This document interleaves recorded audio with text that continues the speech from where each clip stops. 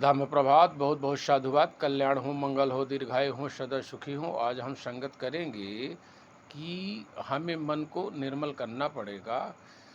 जब कभी हम चर्चा करते हैं, संगत करते हैं, तब सामने वाला ये कहता है कि मैंने ही शुरुआत किया था, मेरे द्वारा ही ये सब कार्यक्रम हुआ, मैंने ही धम्म का शुरुआत किया था, मेरे घर से ही इसकी शुरुआत हुई।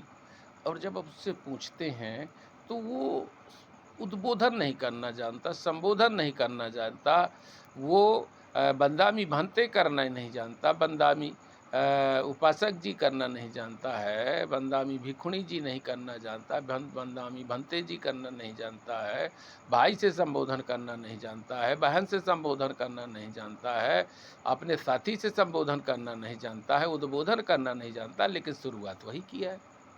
तो हम सबको जो हमारे मन में सदियों से ये कचरा भर गया है, अहं का, वहं का, रहम का, आत्मग्लानि का, हीनता का, दीनता का, दुखीपन का, मैं ही हूँ, मेरा है, मुझे कर, मैं, मेरे लिए है, मेरे अलावा कोई नहीं कर सकता है, मैं हूँ, बाकी कोई नहीं है, सब मेरे पीछे हैं, मैं हर जगह आगे रहूँगा, सब कुछ मेरे लिए बना है।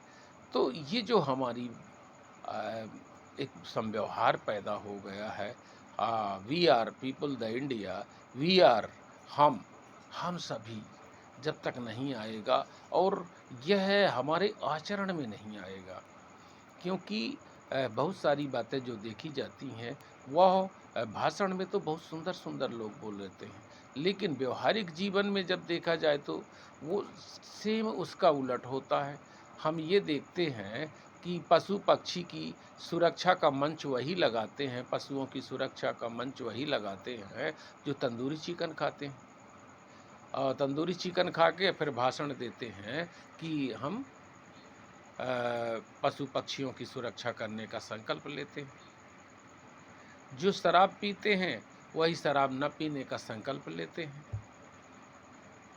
जो करप्शन करते हैं, असमानता भेदभाव फैलाते हैं, वही मंचों पर शपथ लेते हैं कि हम लोग समभाव पैदा करेंगे, समरसता पैदा करेंगे, प्रेम भाव पैदा करेंगे। तो ये हमारे आचरण में और भाषण में बहुत बड़ी तब्दीली, बहुत बड़ा अंतराल, there are great difference between behave and orally.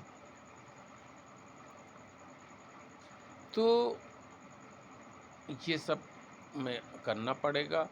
और दूसरा ये है, जब तक आपके दिमाग में ये बात नहीं आती है कि मनुष्य न तो मनुष्य से छोटा होता, मनुष्य न ही मनुष्य से बड़ा होता है, भौगोलिक कारणों से लंबा, नाटा, गोरा, काला होता है, लेकिन जीवन धारा एक ही होती है।